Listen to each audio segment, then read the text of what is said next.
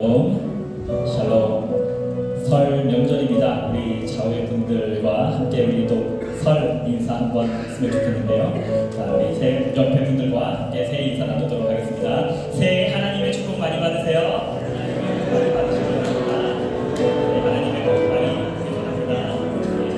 자, 그럼 2월 11일 달리새우교회 주일 예배 다 같이 기도하신 후에 시작하도록 하겠습니다. 사랑과 은혜가 충만하신 하나님 아버지 감사합니다.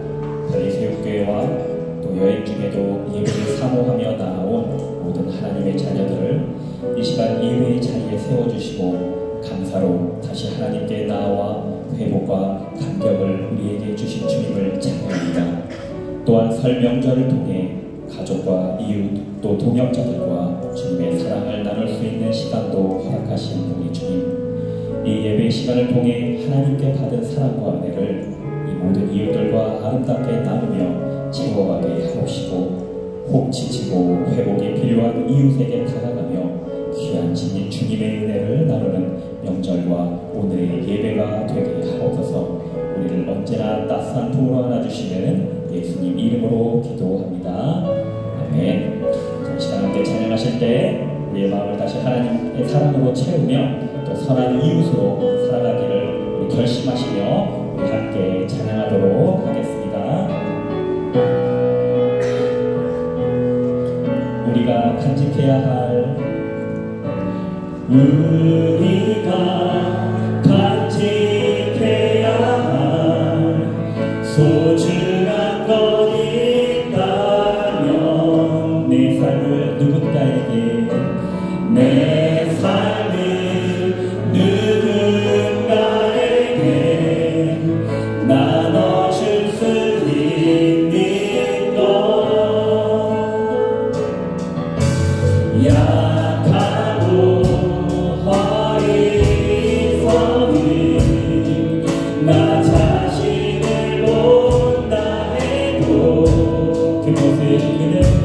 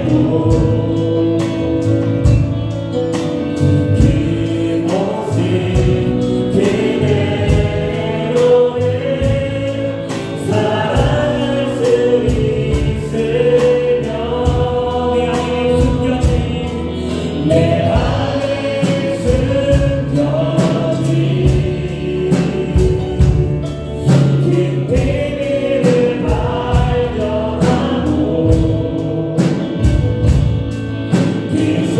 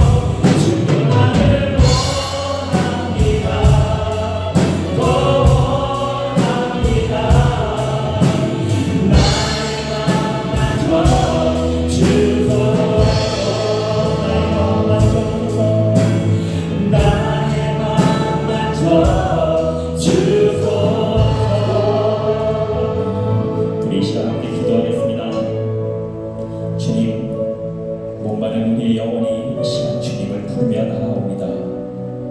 우리의 마음을 만져주시고 오직 주님으로만 채워주셔서 순간의 만족뿐인 세상의 어떤 외 채움이 아닌 오직 주님의 사랑과 은혜로 채워주시고 오늘의 예배가 그런 채움이 있는 예배가 되게 하옵소서. 우리 이 시간 간절히 기도하며 예배 가운데로 나아가겠습니다.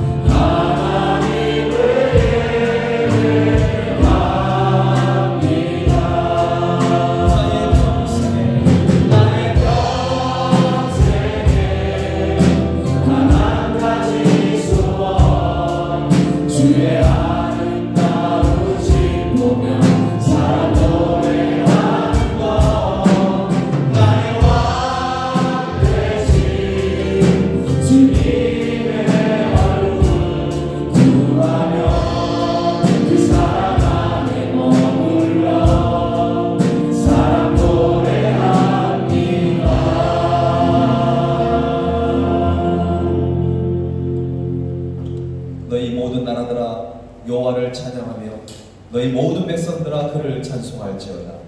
우리를 향하신 여호와의 인자심이 크시고 여호와의 진실하심이 영원하미로다. 할렐루야. 모든 나라와 모든 백성에게 찬양받기에 합당하신 하나님, 우리를 창세전에 하나님의 자녀로 택하여 주시고 매일 삶 속에서 주님의 은혜를 누리게 하시니 감사와 찬양을 드립니다. 우리를 향하신 여호와의 인자심이 크시고 여호와의 진실하심이 영원함을 찬양하며 주님 앞에 진실된 마음으로 예배하기를 원합니다. 예수 그리스도의 이름으로 기도하옵나이다. 자리에 앉으셔서 찬양드리겠습니다.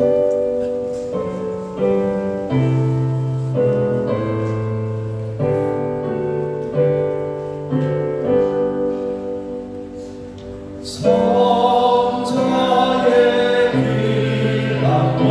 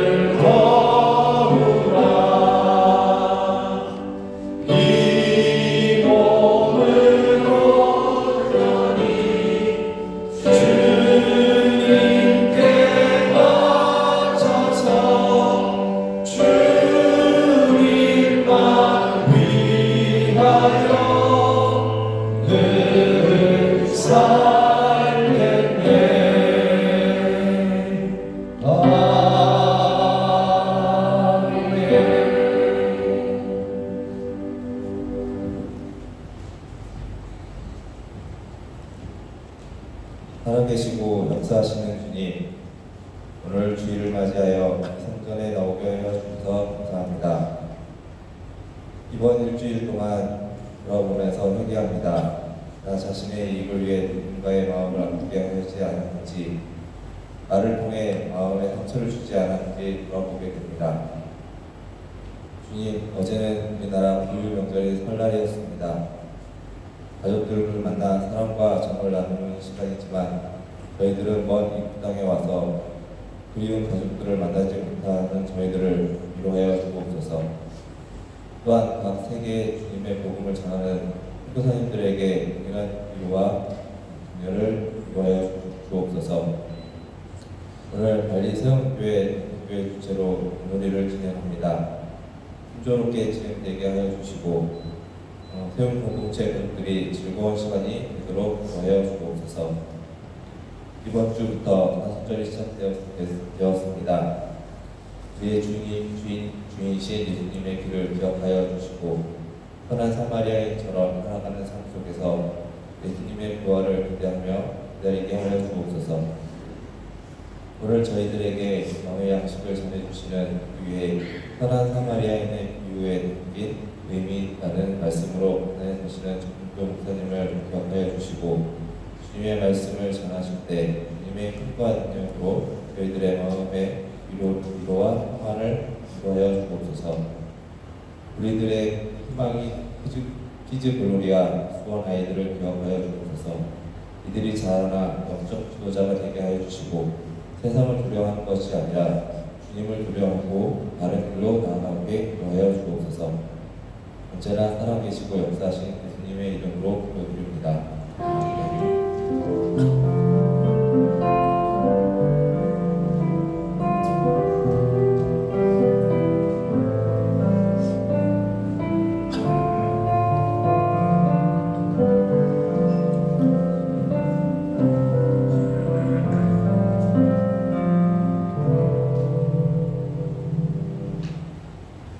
드린 예물을 하나님께 봉헌하겠습니다.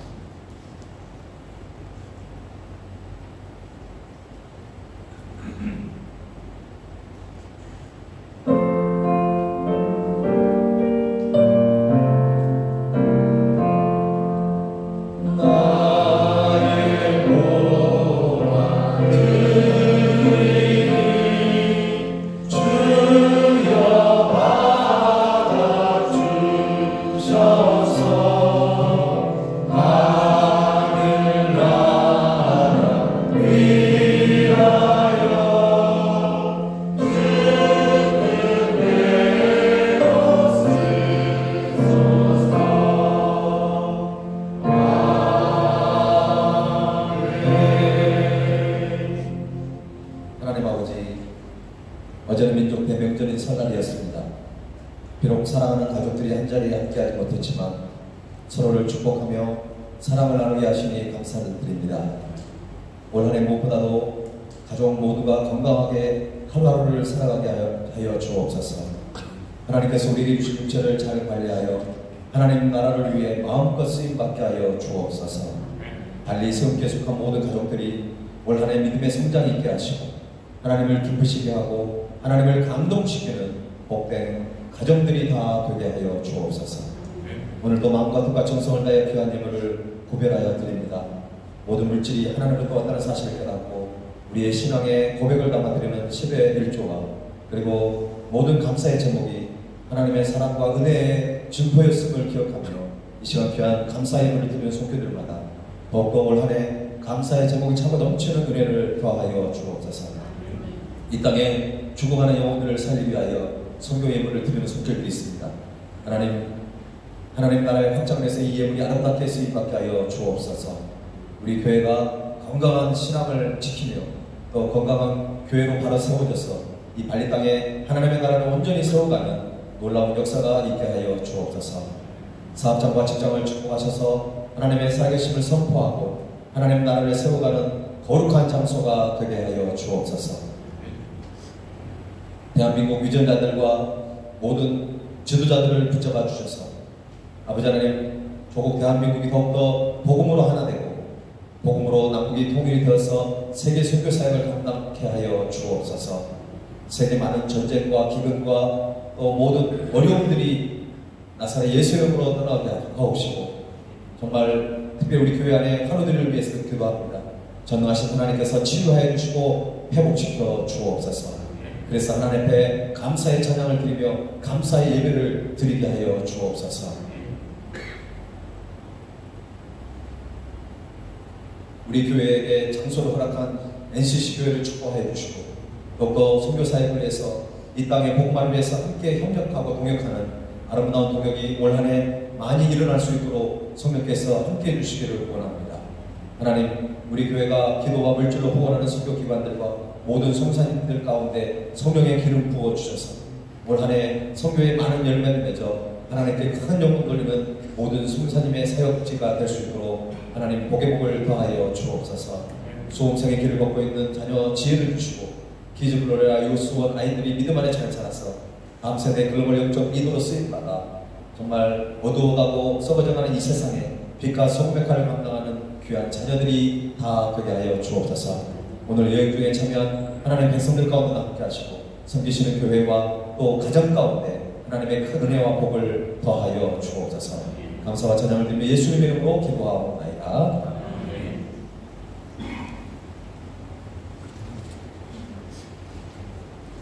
네, 오늘 예배에 참여한 여러분들을 주님의 이름으로 환영합니다. 오늘 몇 분 소개하도록 하겠습니다. 제주 아름다운 교회를 섬기시는 박재성 성모님 가져와 주셨습니다. 잠깐만 일어나 주시면 박수로 응원하겠습니다.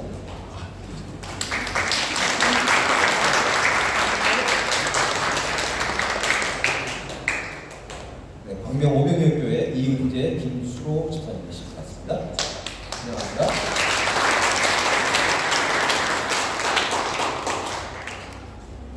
세계로 교회 베트남인 것 같은데 정충렬 이화연 집사님 모셨습니다. 네, 교회 여러분들을 주매로 환영합니다. 우리 좌우에 한 번 더 인사할까요? 새해 복 많이 받으세요. 자, 우리 이 찬양 드리면서 서로 축복하겠습니다. 사랑해요, 축복해요.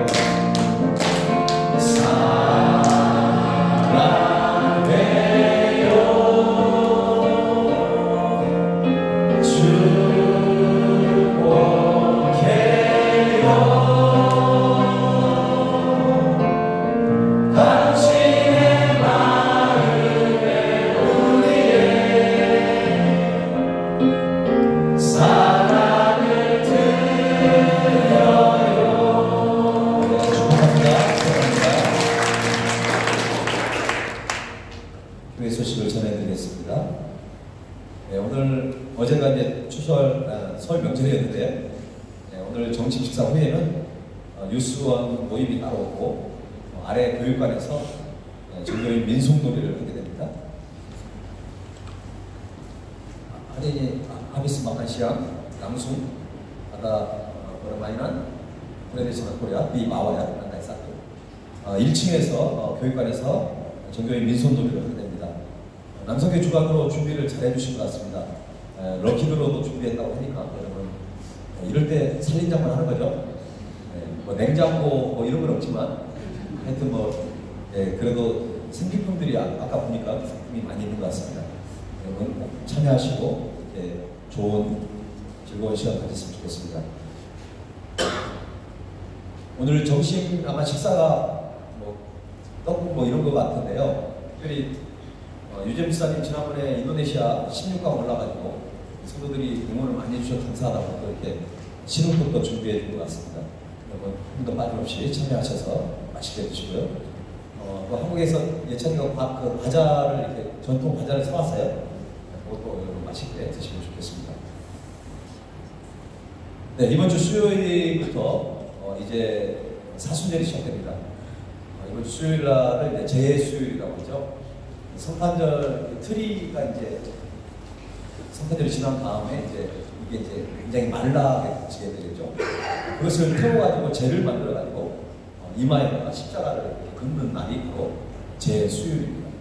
주님의 십자가를 우리가 묵상하면서 우리를 구원해 주신 하나님의 사랑과 은혜를 기억하는 그리고 부활의 기쁨을 준비하는 그런 사순절 기간입니다.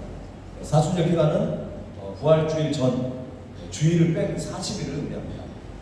신앙의 선배들은 이때 경건한 생활을 하게 되고요.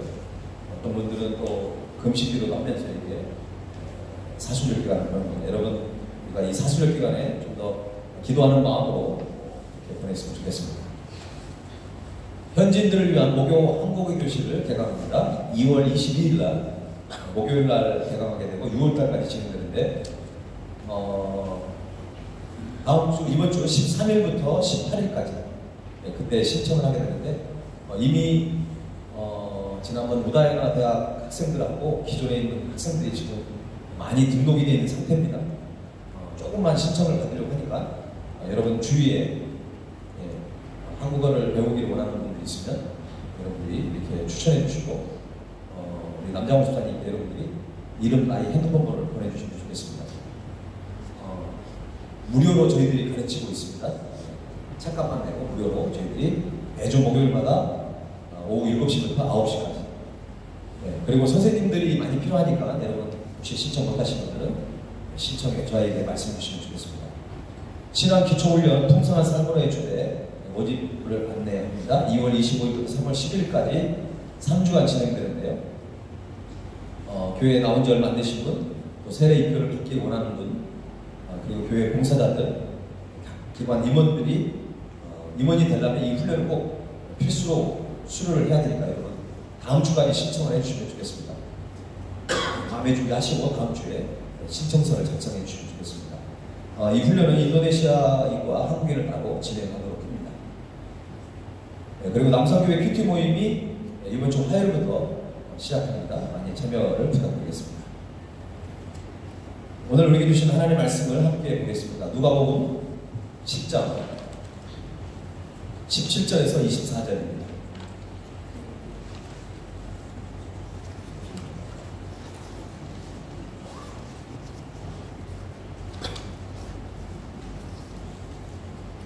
누가복음 10장 17절에서 24절. Firman hari ini Lukas pasal 10 ayat 17 sampai 24. pasal 10 ayat 25 sampai 37. 제가 지난주 본문을 말씀드렸는데, 누가복음 10장 25절에서 30절입니다. 죄송합니다. 누가복음 10장 25절에서 37절 한 절씩 교독하겠습니다. 제가 먼저 읽겠습니다. 어떤 율법 교사가 일어나 예수를 시험하여 이르되 선생님 내가 무엇을 하여야 영생을 얻으리이까? 예수께서 이르시되 율법에 무엇이라 기록되었으며 내가 어떻게 읽느냐? 대답하여 이르되 내 마음을 다하며 목숨을 다하며 힘을 다하며 뜻을 다하여 주 너의 하나님을 사랑하고 또한 내 이웃을 내 자신과 같이 사랑하라 하였나이다. 예수께서 이르시되 나를 따르기로다 이를 하라 그러면 사리라 하시니 그 사람이 자기를 옳게 보이려고 예수께 여짜오되 그러면 내 이웃이 누구니이까? 예수께서 대답하여 이르시되 어떤 사람이 예루살렘에서 여러분을 데려다가 강도를 만나매 강도들이 그 옷을 벗기고 데려 거기에 죽은 것을 버린 것보다 마침 한 제사장이 그 길로 내려가다가 그를 보고 피하여 지나가고 우리와 같이 한 외인도 옷을 입어 그를 보고 피하여 지나가되 어떤 사마리아 사람은 여행하는 중 거기 이르러 그를 보고 불쌍히 여겨 가까이서 기름과 포도주를 그 상처에 붓고 싸매고 자기 짐승에 태워 주막으로 데리고 가서 물러와 주니라. 그 이튿날 그가 주막 주인에게 데나리온 2를 내어주면 이르되 이 사람을 돌보아 주라. 비용이 더 들면 내가 돌아올 때에 갚으리라 하였으니 내 생각에는 이 세상 중에 누가 강도 만난 자의 이웃이 되겠느냐. 함께 읽겠습니다. 이르되 자비를 베푼 자니이다. 예수께서 이르시되 가서 너도 그와 같이 하라 하십니다. 누가복음 10장에 나와 있는 선한 사마리아인에 대한 비유는 매우 유명한 이야기입니다. 그래서 심지어는 믿지 않는 사람들도 이 이야기를 아는 사람들이 많이 있습니다. 내용도 그리 복잡하지가 않습니다. 어떤 사람이 길을 가다가 강도를 만났습니다. 가진 것을 다 빼앗기고 거의 죽도록 맞아가지고 길가에 쓰러져 있습니다. 그런데 강도 만난 사람을 제사장과 레위인은 보고 그냥 지나쳐 버리고 있습니다. 그런데 사마리아 사람은 그를 보고 불쌍히 여겼고 그의 상처를 치료해주고 사랑과 정성으로 돌보아 주었습니다. 그래서 이 비유를 앞에 이제 선한 착한 사마리아인의 비유라고 그렇게 부르고 있습니다. 이 비유는 다른 복음서에는 기록되어 있지 않습니다. 오직 누가복음에만 기록되어 있는데 다른 복음서의 저자들은 아무런 관심을 기울이지 않고 그냥 지나쳐 버렸습니다. 하지만 누가만은 이 예수님께서 말씀하신 그 사마리아인에 대한 비유를 굉장히 중요하게 그렇게 다루고 있습니다. 과거로부터 지금까지 이 비유에 대해서 두 가지 관점에서 많이 해석되었습니다. 하나는 예수 그리스도 중심의 해석을 했고요. 두 번째는 윤리적인 해석을 했습니다. 여러분들이 복음을 너무 잘 알기 때문에 오늘은 좀 평소에 다른 그런 스타일의 여러분 설교를 좀 드릴 수 있을 것입니다. 선한 사마리아인에 대한 비유에 대한 잘못된 해석이 있습니다. 자막을 비춰주십시오. 첫 번째는 예수 그리스도 중심적인 해석을 했다는 것입니다. 약간 신학적으로 얘기하면 기독론적으로 해석을 한 것이죠. 이런 해석은 예수님을 이 세상에서 어떤 고통당하고 죽어가는 사람들의 구세주가 되심을 가르치기 위해서 그렇게 해석합니다. 예수님이 바로 이 비유에 나오는 사마리아와 같은 그 강도 만난 자에게 어떤 도움을 주는, 그에게 생명을 구해주는 어떤 예수님을 사마리아인에게 이렇게 비유하는 것이죠. 그러면서 이 비유에 나오는 강도 만난 사람은 사람이고, 강도는 사탄이고, 사마리아인은 예수님이고, 요한은 교회라고 그렇게 상징하는 것으로 보는 것입니다. 이 비유의 메시지는 무엇입니까? 결국 예수 그리스도가 선한 사마리아 같은 분, 그리고 이 세상 사람들은 구약의 제사장이나 예언자를 통해서는 구원받을 수 없는, 오직 예수 그리스도를 통해서만 구원을 받을 수 있다고 하는 그런 메시지로 해석을 하는 것입니다. 어찌 보면 그럴듯한 해석입니다. 하지만 이 비유를 말씀하신 예수님의 본래 의도는 이런 것이 아니었을 것입니다. 왜냐하면 복음서에는 예수님은 자기 자신을 선포한 경우는 거의 없기 때문에 그렇습니다. 예수님은 하나님 나라를 선포했고, 하나님을, 그리고 복음을 믿으라고 선포한 적은 있지만 자신을 믿으라고 자신을 선포의 대상으로 전하지는 않았다는 것입니다. 따라서 예수님께서 자신이 이 세상 모든 사람들을 구원할 구원자임을 가르치기 위해서 이 비유 말씀을 하셨다고 생각하는 것은 조금 어렵다는 것이죠. 오늘날 복음서를 연구하는 많은 학자들도 일반적으로 그것이 본래 예수님의 의도는 아니었다고 말하고 있는 것입니다. 더군다나 예수님이 이 비유를 말씀하셨을 때는 아직 교회가 시작되지 않았습니다. 그러니까 요한을 교회라고 해석하는 것도 좀 맞지 않는 것이죠. 선한 사마리아인의 비유에 대한 잘못된 해석 두 번째는 어떻게 보면 이 해석이 더 많습니다. 윤리적인 해석을 많이 하고 있습니다. 이 비유는 이 세상에서 살아가는 동안 우리 주변에서 고통을 당하는 사람들을 만날 경우 제사장이나 레인의 경우처럼 그냥 지나치지 말고, 애들 말로 그냥 쎄까지 말고 사마리아인처럼 그를 도와줘야 한다고 하는 그런 윤리적인 교훈을 주는 비유라고 자주 해석되고 있습니다. 아마 여러분도 이런 설교를 많이 들으셨습니다. 그런데 실제로는 이 비유는요, 내 이웃이 누구입니까? 라고 그렇게 질문을 했고, 거기에 대한 대답의 형태로 이 비유를 지금 예수님이 말씀하고 있습니다. 비유의 결론은 무엇입니까? 너도 이와 같이 행하라는 말로 끝나고 있습니다. 그래서 결국 모든 기독교인들은 이 세상에 살아가면서 이 비유에 나오는 그 사마리아인처럼 기독교적 사랑의 실천자가 되어야 한다고 하는 그런 어떤 가르침에 대한 목적이 있는 비유라고 해석을 했던 것입니다. 이처럼 윤리적인 해석은 모든 기독교인들이 이 세상에서 선한 사마리아와 같은 사람이 되도록 가르치는 비유로 해석이 되었습니다. 물론 이런 해석이 나름대로 훌륭한 교훈을 주는 설교가 될 수 있습니다. 그러나 그런 교훈과 설교가 예수님께서 이 비유를 말씀하신 그 본래의 의도에 맞느냐라고 우리가 생각한다면 그것이 좀 맞지 않는다는 거죠. 여러분 잘 들어보십시오. 왜냐하면 오늘 많은 비유 연구가들이 지적하는 바와 같이 만일 그것이 본래 예수님의 의도였다면 이 비유에 등장하는 그 인물들의 배역이 좀 달라져야 한다는 것입니다. 다시 말해 예수님이 이 비유를 가지고 불쌍한 사람들을 만났을 때는 이 비유에 나오는 사마리아인처럼 자비와 사랑을 베푼 사람이 되라는 것을 만일 가르치고자 했다면 등장하는 배역이 지금과 같아서는 안 된다는 것입니다. 원래 사마리아 사람이 쓰러져야 되고요, 강도를 만나야 되고, 유대인 제사장이나 레인이 지나가면서 다른 유대인이 그 불쌍한 사마리아 사람을 도와줘야 되는데 오늘은 거꾸로예요. 유대인이 쓰러져 있습니다. 강도를 만났습니다. 그런데 같은 유대인 제사장과 레인이 그냥 보고 지나쳐버렸고, 유대인과 관계가 제일 안 좋고 굉장히 원수지간에 있는 그 선한 사마리아인이 오히려 유대인을 도와주는 바로 그렇게 배역이 지금 정해져 있다는 것입니다. 존스는 이 비유를 이렇게 얘기하고 있습니다. 선한 행동을 했던 한 여행자에 대한 유쾌한 이야기가 아니라 이 이야기는 사회적, 종교적, 인종적 우월성을 저주하는 일종의 고발이다라고 그렇게 지적하고 있습니다.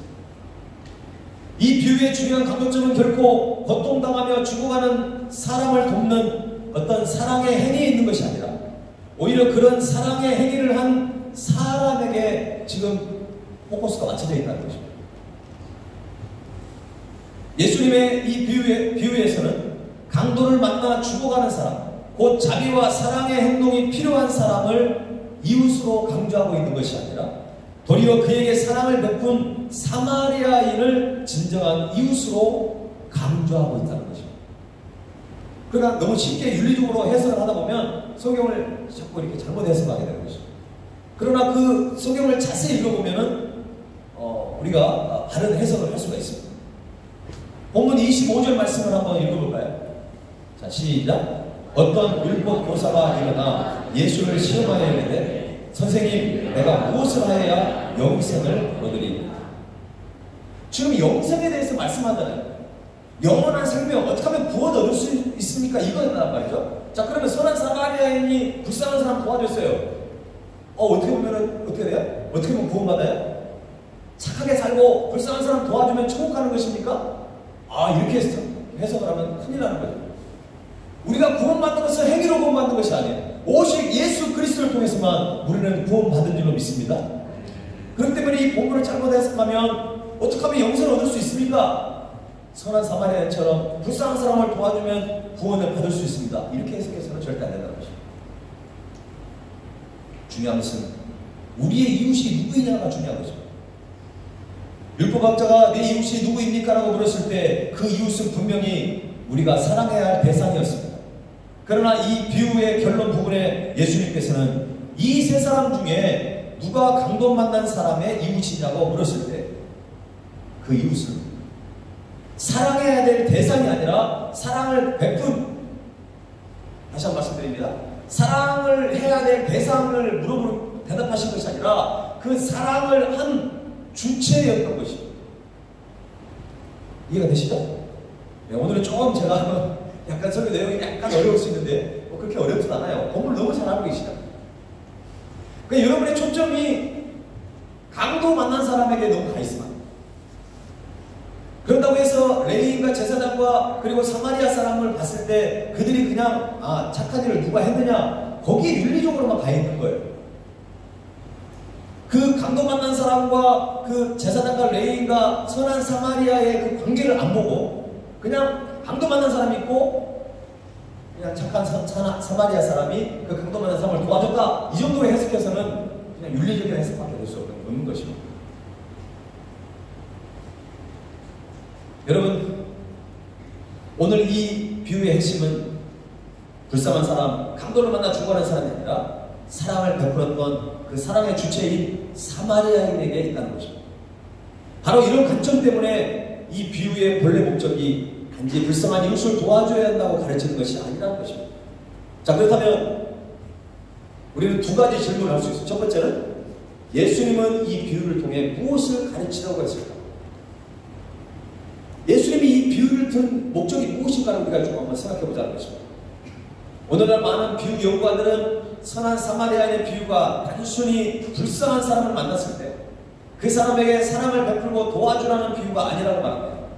오히려 사마리아인이 그 당시 미움과 적개심이 높은 장벽을 허물고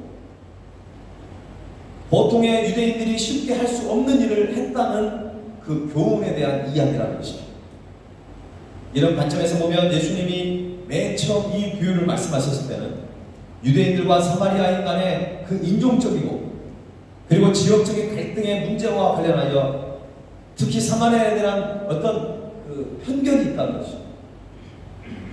사마리아인에 대한 어떤 편견의 문제에 관련해서 새로운 교훈을 주기 위해서 예수님은 이 예화를 들었던 것입니다.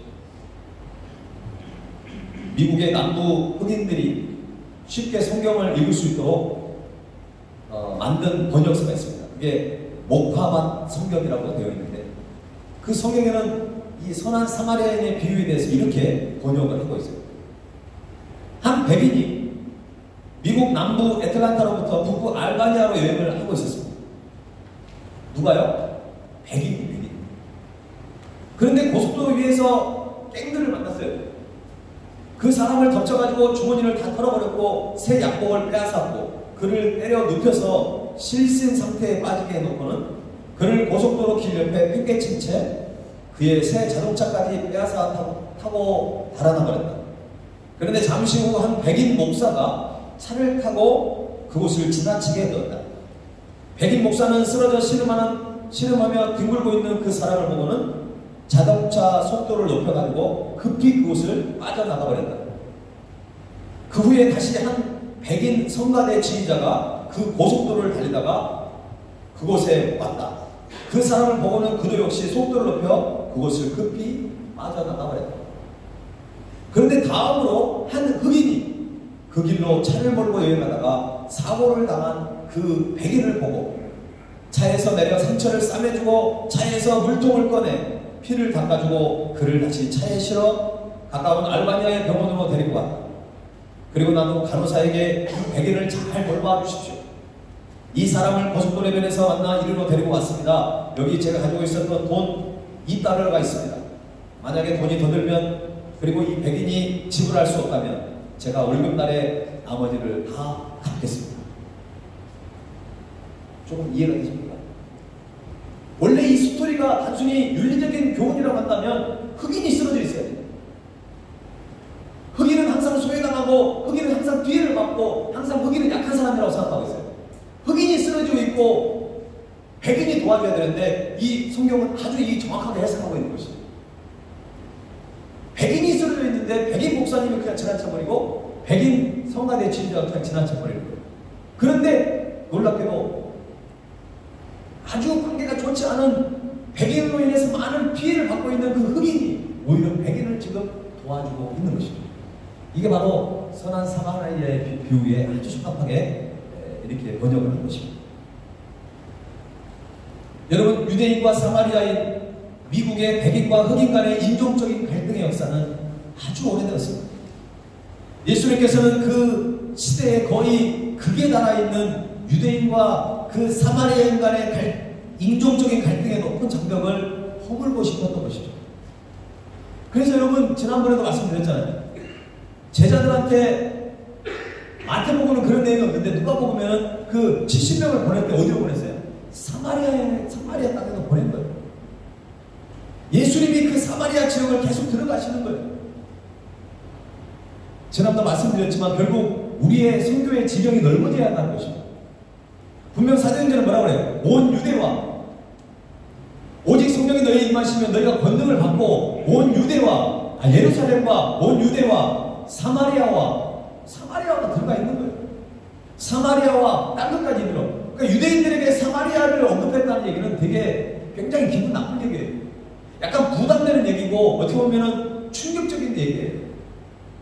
아, 저기 있는 사람만은 좀 언급을 안 했으면 좋겠습니다. 뭐 그런 스타일인 거죠.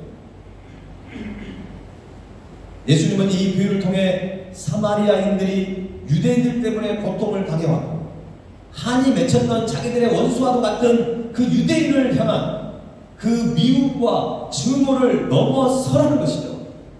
미움과 증오를 넘어서서 자비를 베풀어 주었다는 것에 강조를 하고 있는 것입니다. 그래서 사마리아인들에 대해 갖고 있었던 편견으로부터 벗어나도록 도와주려고 하는 것입니다. 자, 이제 정확하게 여러분 해석하셔야 돼요. 선한 사마리아인이 강도받는 사람을 도와줬다라고 윤리적으로만 해석할 것이 아니라 그 강도받는 사람이 나와 굉장히 원수 관계라는 거예요. 나를 굉장히 힘들게 했고 나에게 상처를 줬고 나에게 손가락질했던 그 사람이라는 거예요. 그 사람을 도와줬다는 것이 굉장한 의미, 영적인 의미가 있는 것입니다. 예수님의 의도를 여러분이 정확하게 알고 계셔야 됩니다. 자, 그러면 하나만 더 볼까요? 그러면 이 누가복음을 기록했던 누가가 이 비유를 기록한 의도는 무엇일까요? 마태나 마가나 다른 사도 요한 같은 경우는 전혀 이것을 기록 안 했는데 왜 누가만 이 사건을 기록했을까요? 누가는 이 비유를 기록한 이유는 우리의 사랑과 자비의 대상이 형제들이나 사랑하는 사람들에게 국한되어서는 안 된다는 것입니다. 제가 누가복음 강의를 하면서 자주 말씀드렸죠. 누가복음은 선교적인 관점에서 기록되어 있다고 했어요. 다른 복음서와 다릅니다. 누가는 사도행전을 기록했어요. 누가복음도 기록했지만 사도행전도 기록했어요. 그래서 누가복음과 사도행전은 굉장히 연결되어 있는 그런 하나님의 말씀입니다. 그런 성경적인 그 마인드를 가지고 이것을 기록했어요. 그리고 예수님이 행하신 것들을, 그런 것들을 잘 이렇게 추합해서 기록했는 것입니다. 누가는 우리에게 메시지를 주고 있는 것입니다. 우리에게 인종의 장벽, 지역의 장벽, 증오의 장벽을 넘어 이방인들과 박해하는 자들에게까지도 확대되어야 한다는 점을 우리에게 가르치고 있는 것입니다. 이것은 복음을 전하는 선교사들이나 고국을 떠나 해외에 살면서 저와 여러분처럼 디아스포라 교회의 성도들에게 향한 우리들이 가져야 될 그 마음가짐을 우리에게 말씀하고 있습니다. 물론 우리 고국에서 오신 아니면 여러분이 살고 있는 그 지역에서도 여러분에게 필요한 것들입니다. 사마리아인에 대한 편견을 극복하는 것은 문화와 종교가 다른 사람들에 대한 편견을 극복하는 일과 다르지 않습니다. 이방 선교나 세계 선교의 시작은 지역주의를 넘어서야 합니다. 인종주의를 반드시 넘어서야 합니다. 그리고 다른 지역에 사는 다른 민족에 대한 편견을 극복하는 데서부터 이 선교는 시작되어야 한다는 것입니다. 선교 사역을 행할 때 장애가 되는 것들이 있습니다. 그 중에 하나는 편견과 잘못된 고정관념입니다. 여러분, 편견이 뭡니까? 공정하지 못하고 한쪽으로 치우치는 거예요. 자기가 경험하는 대로 자꾸 판단하는 것입니다. 그리고 고정관념은 뭡니까? 잘 변하지 아니하는, 행동을 주로 결정하는 확고한 의식이나 관념이나 어떤 집단의 사람들에 대한 단순하고 지나치게 일반화된 생각을 가리키고 있습니다. 고정관념을 여러분 조심하셔야 돼요. 여러분이 가지고 있는 생각, 여러분이 가지고 있는 철학, 여러분이 가지고 있는 어떤 스타일이 마치 이것이 일반화되어 있다고 생각하는 거예요. 자기만 독특하게 가지고 있는데 이것이 다른 사람도 다 같이 생각하고 있다라고 너무나 지나친 일반화를 시켜버린 것입니다. 그게 고정관념이에요. 그러니까 그것을 잘 떼려고 하지 않아요. 왜? 많은 사람들이 그렇게 생각하고 있습니다. 사실은 그렇지 않아요. 우리는 날마다 변화돼야 됩니다. 우리는 날마다 새로워져야 돼요. 우리의 신앙은 더 성장해야 합니다. 오늘 예배를 드릴 때 우리는 더 성장하기 위해서 여러분 갈급해야 합니다. 안일한 신앙, 그것은 굉장히 위험한 신앙. 영적으로 게을러서 탈퇴해야 합니다. 여러분, 다시 한번 여러분에게 권면합니다. 여러분, 오늘 더 성장해야 합니다. 여러분은 더 오늘 예수님을 더 많이 알아가셔야 돼요. 그것이 우리의 숙제고 영원한 과제입니다.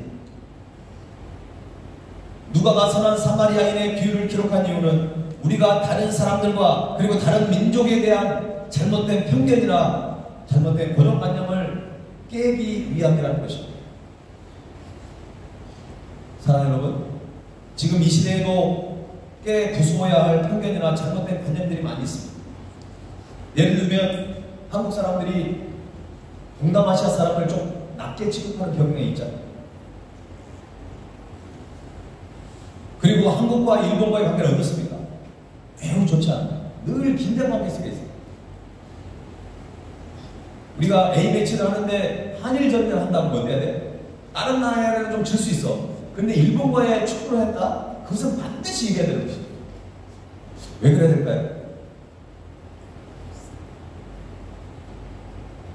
인도네시아 사람들이 말레이시아 사람들하고 관계가 안 좋아요. 그리고 인도네시아에는 수많은 종족들이 있습니다.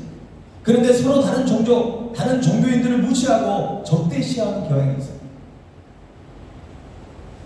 제가 놀랐던 것은 기독교 측에 갔더니 교단이 다른 건데 그냥 이단 취급해버려요. 자기 교단이 아니면 이단 취급해버리는 것이죠. 그래서 여기 발리에도 여러 현지 교회들이 있습니다.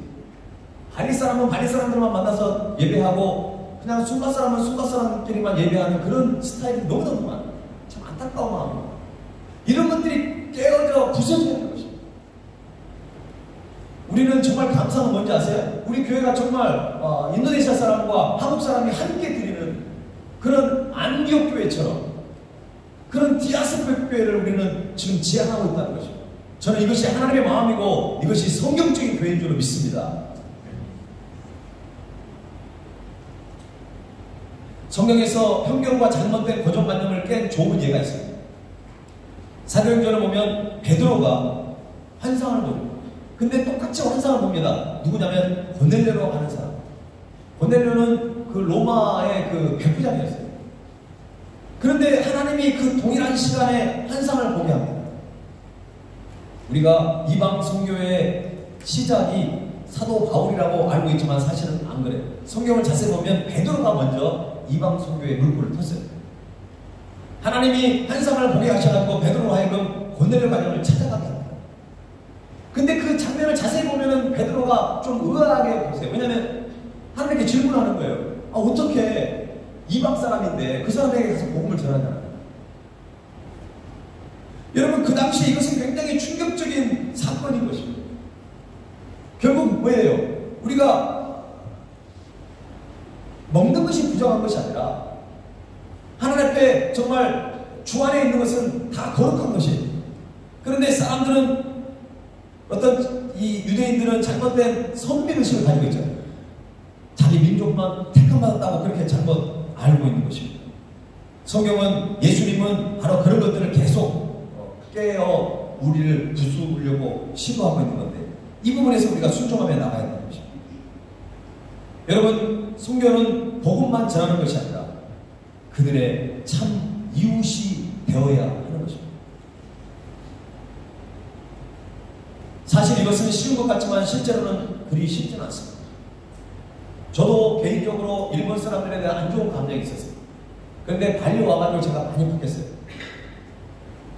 지금부터 한 7, 8년 전에 세례교육을 해가지고 우리 일본 분을 세례를 제가 줬고요. 그리고 우리 교회 안에 우리 가오리 어디죠? 아, 저기 있네. 일본 분이잖아요. 풍성한 삶으로 해주되 훈련하고 복음생활도 훈련을 다 했어요. 그리고 제가 겪어보니까 너무너무 참 귀한 자매예요. 근데 우리는 일본 사람 그러면 약간 색안경을 끼고 보잖아요. 제가 이 말씀을 준비하면서 참 감사한 생각이 있었어요. 아, 일본 사람에 대한 그 감정이 많이 제가 좋아졌거든요. 그러면서 제가 다시 한번 마음을 좀 되잡아야 되겠다는 생각이 있어요. 내 안에 아직도 좀 약간 편견, 잘못된 고정관념을 버려야 되겠다는 생각을 제가 철저히 했어요. 오늘 저와 여러분에게 있는 편견들이 있어요. 저와 여러분에게 있는 잘못된 고정관념이 있습니다. 그것이 주님 안에서 완전히 깨어 부서져야 한다는 것입니다. 정말 내가 하나님의 자녀인가? 내가 예수님의 제자로 사명을 감당하고 있는가? 그러려면 이런 고정관념이 깨어져야 되잖아요. 꽃만두나 기사를 바라보면서 저 사람을 내가 그냥 쉽게 생각하고 내가 고용한 사람이니까 돈으로 좌지우지 하려고 하진 않았는가? 내가 저 사람들 정말 인격적으로 대우했는가? 직장에서 만나는 사람들을 내가 어떻게 대하고 있는지를 우리가 좀 생각해 봐야 하는 것입니다. 여러분, 그러면 사마리아 사람은 어떻게 그 엄청난 인종과 지역의 그 증오의 벽을 어떻게 극복할 수 있었을까요? 그것이 바로 오늘 우리가 기억해야 될 것입니다. 자, 33절 한번 같이 읽어봅시다. 시작. 어떤 사마리아 사람은 여행하는 중 거기 이르러 그를 보고 불쌍히 여겼다. 사마리아 사람이 그 증오의 벽, 인종의 벽을 극복할 수 있었던 비결이 무엇일까요? 그렇죠. 불쌍히 여긴다는 것입니다. 이 불쌍히 여기는 마음은 단순히 동정의 그 마음이 아니에요. 예수님의 마음입니다. 사랑하는 마음, 그 사랑이 바로 아가페 사랑인 것입니다. 하나님으로부터 온 그 마음으로 그 영혼을 바라기 때문에 가능한 것입니다. 인간적으로 바라보면 정말 사랑할 수 없어요. 인간적으로 바라보면 정말 용서할 수 없어요. 그러나 불쌍히 여기는 마음, 아가페 사랑으로, 하나님의 사랑으로, 예수님의 사랑으로 그 영혼을 바라보면 우리는 사랑할 수 있고 용서할 수 있는 것입니다. 사랑하는 여러분, 예수님께서 선한 사마리아인의 비유를 통해 말씀하시는 것은 단순히 윤리적인 교훈이 아닙니다. 예수님은 우리가 가지고 있는 다른 민족에 대한 잘못된 편견과 잘못된 고정관념을 넘어서야 한다는 것입니다. 우리가 예수님의 제자가 되어 하나님의 선교를 온전히 감당하기 위해서는 잘못된 고정관념을 넘어서야 하는 것입니다. 제가 발레 와가지고 14년 동안 있으면서 여러 선교사님들을 봤는데 어떤 선교사님들은 현직교회 목사님들하고 관계를 하면서 굉장히 약간 이렇게 다른 목사님처럼, 한국 목사님처럼 대하지 않는 것들을 봤고, 심지어는 평신도인데도 불구하고 현지 목회자를 마치 자기가 후원한다고 그걸 전제로 해서 아주 함부로 행동하는 것을 보면서 마음이 너무 아팠어요. 그러나 제가 배웠던 건 뭐냐면, 허성순 김선환 선교사님이 현직교회 목사님들을 정말 지극정성으로 섬기시고 그들과 함께 동역하는 모습을 제가 보면서 많은 도전을 받았어요. 저도 일주일에 많은 그 현지 목사님들이 저한테 문자를 보내요. 제가 현지 교단, 개베이 교단에 들어가 있기 때문에 교회 월세를 내야 되는데 밀려있다, 아니면 학교를 좀 못 보내고 있다, 막 이런 문자가 많이 오고 있어요. 제가 다 도와줄 수 없어요. 그러나 그 답장도 안 하고 그러면 어떻게 되겠어요? 상처가 될 수 있어요. 제가 최대한 할 수 있는 것을 하고, 그리고 그분들에게 정성을 좀 인격적으로 대하려고 부단히 노력을 하고 있습니다. 여러분, 참 쉽지 않습니다. 여러분이 만나는, 여러분이 운영하고 있는 그 사업장의 직원들을 봤을 때 때로는 한심하고 때로는 이해가 되지 않을 때도 있습니다. 저도 지난주에 뽀만두 때문에 아주 힘들었는데 막 맹장이라고 해가지고 막 근데 병원을 안 가려고 그래요. 무섭다고 그래요. 그래서 제가 억지로 막 제가 그것도 저희 교회 집에서 일하는 그 가사 도우미를 제가 직접 태워가지고 제가 기사 노릇을 하면서 병원까지 데려가서 초음파까지 다 봤는데 이상이 없더라고요.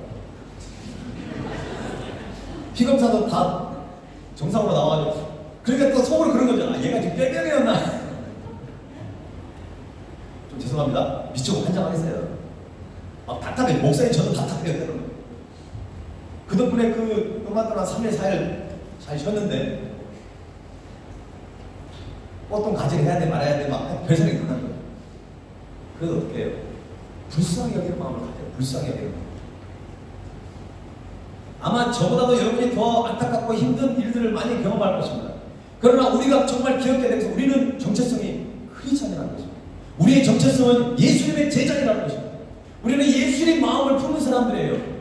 그래서 우리는 절대 포기할 수 없고 절대 그들을 무시해서는 안 돼요. 아까 목화반 번역 여러분 잘 아시죠? 백인이 쓰여져 있어요. 백인 목사가 그걸 보고 엑셀레이터를 쌀 밟으면서 빨리 그 자리를 피했어요. 그의 모습이 저의 모습일 수 있어요. 여러분을 한번 생각해 보세요. 우리가 정말 내가 싫어하고 정말 그 사람과 관계하기 싫고 저 사람 말도 섞이기 싫은데 그 사람이 지금 어려움 속에 있어요. 그때 우리는 예수의 마음을 가져야 합니다. 인간적인 마음을 가지고는 절대 도와줄 수도 없고 기도할 수도 없어요. 그러나 불쌍히 여기는 마음이 우리에게 필요합니다. 그리고 그런 것들을 고정관념을 깨고 나아가야 우리의 믿음은 성장할 수 있고 우리에게 맡겨진 제자의 사명을 온전히 감당할 수 있습니다. 사랑하는 여러분, 이것은 선교사님들만 가져야 될 것이 아니라 디아스포라 선교사 살아가는 저와 여러분들이, 그리고 한국 땅에 여러분이 살고 계시잖아요. 동서가 나눠져 있고 기성세대와 새로운 MZ세대가 나눠져 있는 이 시대, 그런 것들을 우리가 깨어서 그 장벽을 넘어서야 우리가 주님 안에 하나됨을 지켜갈 수 있다는 것입니다. 여러분들이 가지고 있던 편견, 잘못된 고정관념이 무엇입니까? 온전히 그런 것들을 믿음으로 넘어설 수 있기를 주님의 이름으로 간절히 축원합니다. 오늘 이 말씀을 생각하면서 이 찬양 드리면서 나가십니다.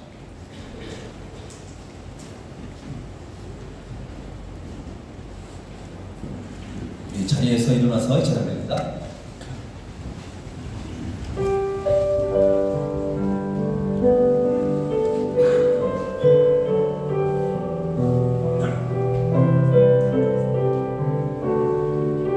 내가 주인 삼아 내가 주인 삼은 모든 것 내려놓고 내 주 대신 주 앞에 나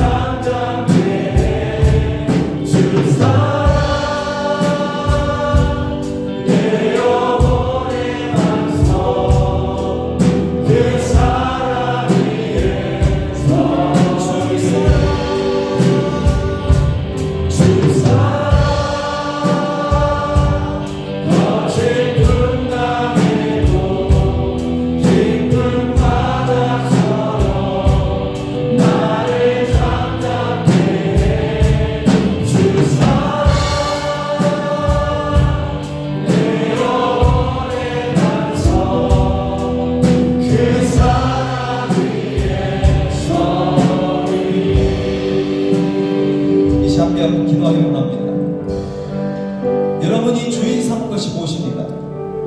여러분이 주님보다 예수님보다 복음보다 더 중요하게 생각하는 것이 무엇입니까? 그것이 여러분의 주인이 되면 안 됩니다. 그것이 주인이 되었다면 여러분은 그것이 우상입니다.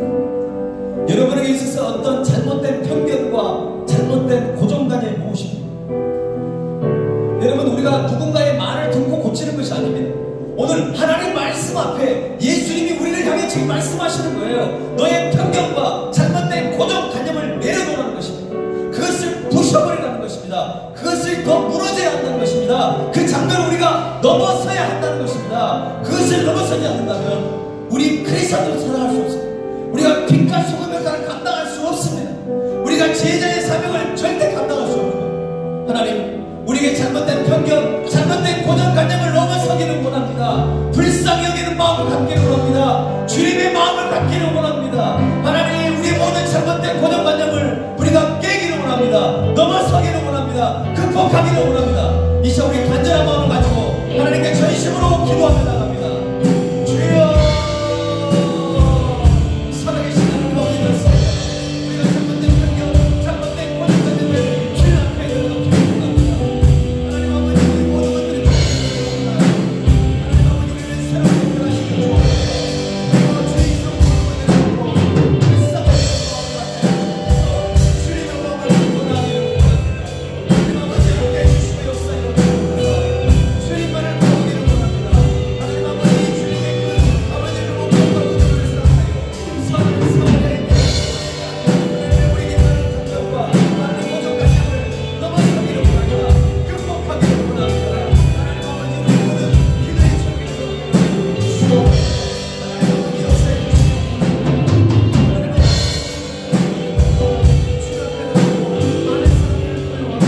많은 사람들을 끌어와서 많은 사람들을 영접하고 많은 사람들을 공헌하다 우리의 삶을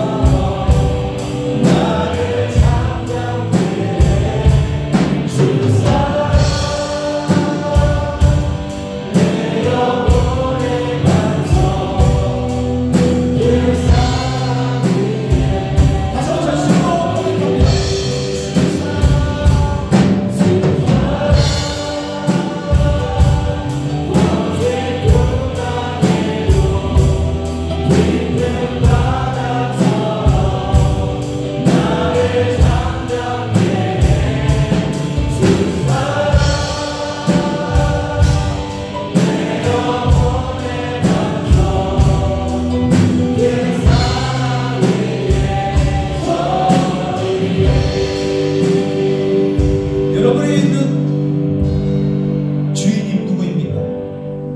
예수님이 계셔야 할 것, 하나님이 계셔야 할 여러분의 마음의 중심에 다른 무엇인가가 있습니다.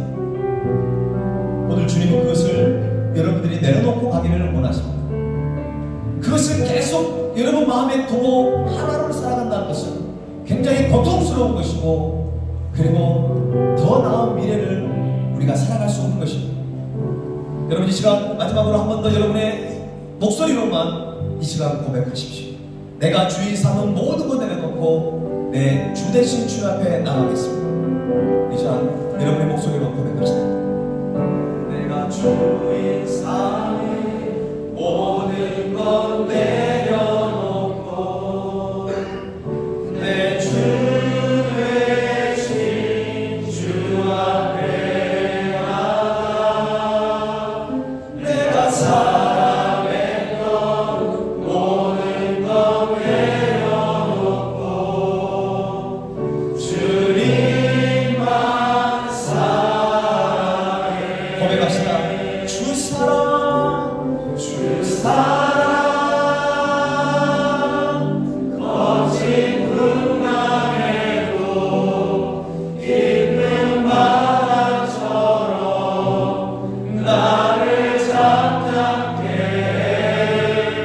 주 사랑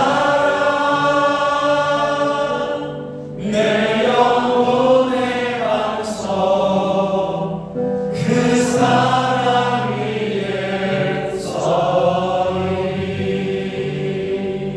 지금은 우리를 위해 십자가에 걸어가신 주 예수 그리스도의 은혜와 독생자 예수 그리스도를 아낌없이 보내주신 하나님 아버지의 극진하신 사랑과 성령님의 감동, 감화, 역사, 동행하심, 우리의 오랫동안 묵혀졌던 고정관념과 편견을 넘어서서 불쌍히 여기는 마음으로 많은 사람들을 포용하기를 원하고 많은 사람들을 사랑하며 그들에게 자비를 베풀기를 원하는 사랑하는 주님의 백성들을 위해 저들의 간절한 기도 제목 위해 그리고 가정과 우리 발리세움교회 미래 위해 세계 끝에서 복음을 전하시는 모든 소개선의 사역 위해 지금부터 영원토록 함께 하시기를 안전히 축원하옵나이다. 아멘.